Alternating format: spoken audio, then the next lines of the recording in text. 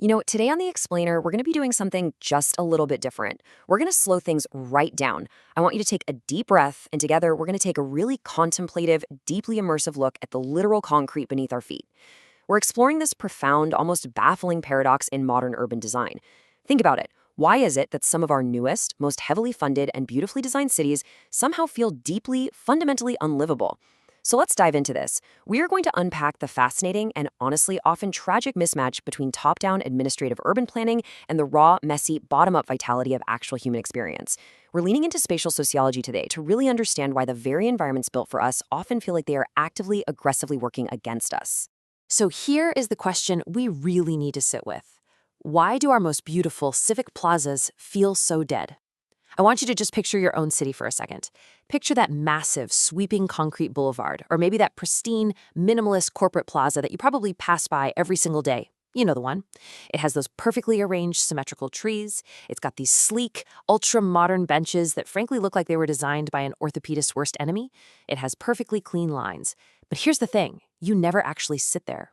Nobody does. People just rush right through it, heads down, actively trying to get somewhere else. Why is that?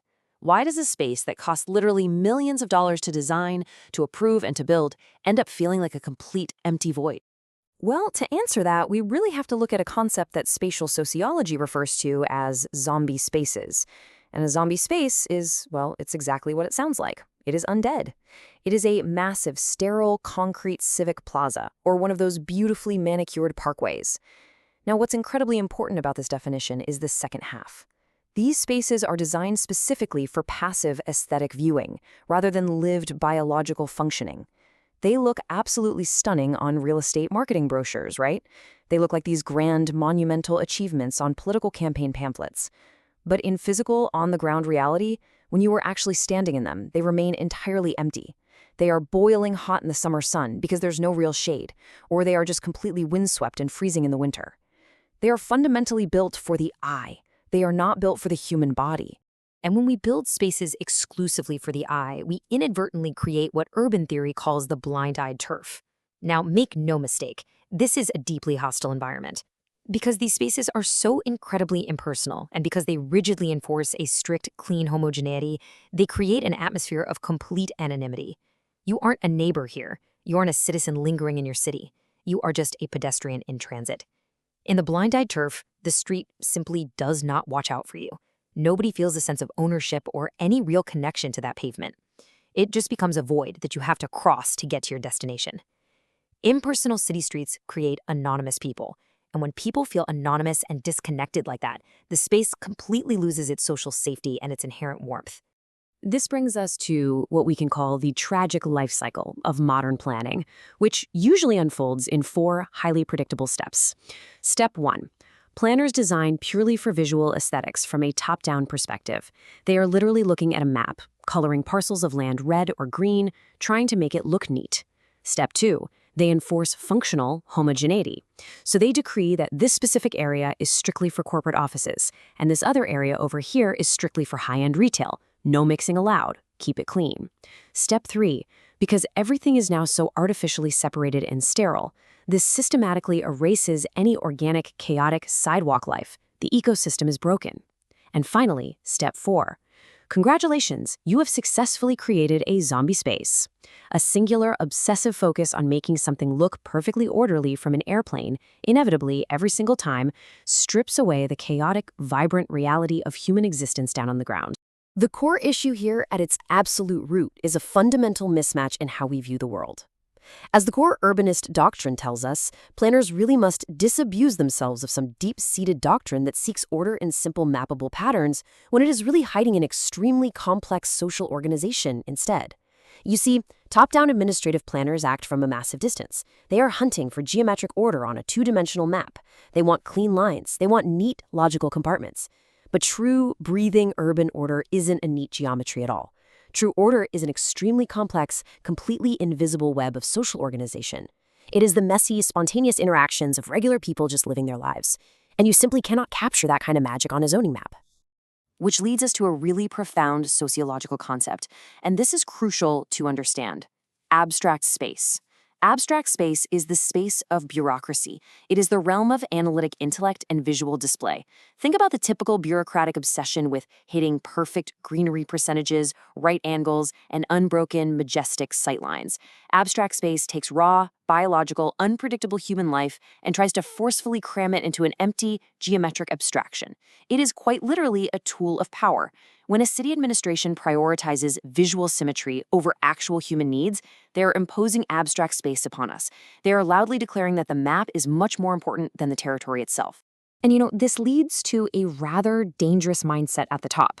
So many architects, urbanists, and planners essentially suggest the idea that they are, in effect, doctors of space. I want you to just let that sink in for a second. Doctors of space. This phrase unpacks an incredible, almost staggering arrogance in top-down metric planning. By calling themselves doctors, they are implicitly treating organic, messy, everyday city life as if it were a literal pathology, a disease. They view the chaotic, beautiful mix of older streets as a sickness that needs to be cured. And their ultimate cure? It's to surgically remove the life, sterilize the area, and replace it with overplanned architectural monuments that serve as nothing more than reduced, lifeless models of reality. So we find ourselves looking at a very clear battleground. It is top-down administrative metrics versus a bottom-up human vitality. On the one side, you have the bureaucracy. They are entirely obsessed with visual symmetry, standardized modular units, and the financial exchange value of the real estate. How much is the square foot worth? On the other side, you have bottom-up human vitality. This is about everyday biological lingering. It's about the actual use value of the space for the people standing on the ground. It is the stark difference between a pristine, utterly empty corporate courtyard and a slightly messy, incredibly vibrant neighborhood corner where people actually want to stop, sit, and spend their time. Which naturally brings us to what I think is the most vital question of this entire explainer. What happens to the people who actually use these streets? We need to shift our narrative focus right now. Let's step away from the architect's pristine map and let's get down onto the hard concrete. Let's look at the actual human biology that has to endure these reduced models of space every day. Because when we prioritize grand monuments over simple breathing room, real everyday people suffer the physical consequences.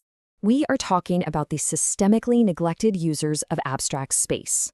Think about the elderly, who biologically need frequent organic rest stops, but find absolutely no benches anywhere because benches supposedly clutter the visual design of the plaza. Think about children, who desperately require wide, safe, non-specialized spaces for wild, imaginative play, but are instead fenced out or restricted by keep off the grass signs. Think about caregivers, navigating with strollers through these deeply hostile, curb-heavy, shadeless environments. And think about low-income immigrant workers who rely on public space the absolute most, needing basic shelter from the wind and sun, but finding that these massive empty plazas offer zero sanctuary. Top-down design systemically neglects daily care users.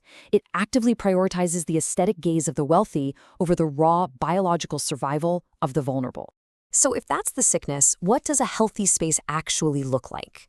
Well, a good city-street neighborhood achieves a literal marvel of balance between its people's determination to have essential privacy and their simultaneous wishes for differing degrees of contact. This is what we call the intricate sidewalk ballet. True spatial health isn't about forcefully making everyone interact in a giant circle, nor is it about isolating everyone in lonely concrete silos. It's about having the built-in equipment, the right width of sidewalks, the right eclectic mix of storefronts that allows strangers to safely exist amongst one another on dignified, reserved terms. It is a very fragile but incredibly beautiful balance. To get there, we absolutely have to start viewing the street differently. It is not a transit corridor. It's not just a pipe meant for moving cars or moving workers from point A to point B as fast as possible. We must view it as the biological ecosystem of the sidewalk. It is a living, breathing organism. When a sidewalk is healthy, it is the rich soil where everyday public life grows. It's where invisible networks of trust, informal social control, and communal surveillance naturally develop without anyone forcing it. When the ecosystem is functioning correctly, the street polices itself, it protects its own, and it provides an immense amount of psychological comfort to its inhabitants. So how do you actually know if you are standing in a breathing street? What are the signs? Well, you'll see 20-foot sidewalks. Sidewalks wide enough not just for quickly walking, but for lingering, for pausing, for children playing on roller skates. You'll see the mingling of old rundown buildings right next to brand new ones, ensuring diverse rent prices so that totally different classes of people can actually coexist.